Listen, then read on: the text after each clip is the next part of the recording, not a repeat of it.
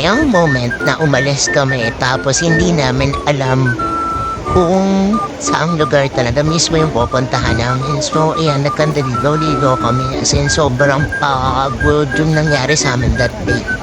So, ayan, kumain kami ng KFC dahil na nag-crave ako ng KFC niyan. Pero napakatagal niya mag-order.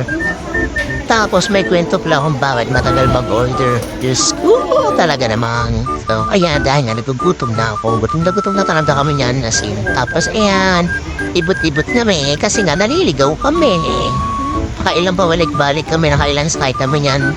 Para lang makarating din sa pupuntahan namin. Diyos ko, grabe, nakakapagod. Yan yung nakakapagod na araw. Tapos lagi po kami nagtatalo kasi hindi kami magkasundo kung saan way kami pupunta.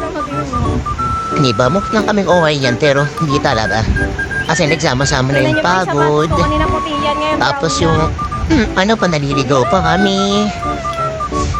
Tapos hindi namin alam kung saan kami pupunta, ganyan.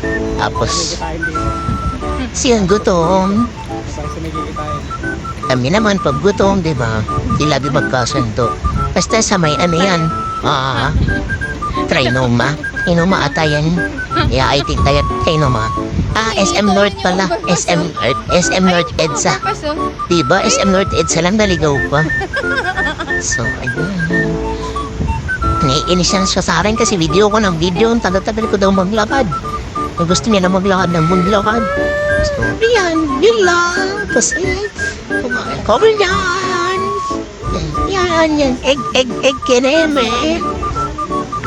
Egg drop yan. Yan, pinagdahan namin. So, ayun lang. Tapos, lakad ulit kami pa uwi. Tapos, hindi namin alam yung sasakyan. So, pareho na kaming nagtutuyo niyan. Kasi nga, pagod na kami. Kaya, in-enjoy ko na lang yung view. Kahit naiinis na din ako dahil sa pagod. Kainis talaga yung pagod, promise. Ayan lang yung clip. Wala kami masyadong picture kasi nga, alam niyo na, mahirap mag-picture ng hindi okay. So, yan lang. Hope you like it. Bye. I love you.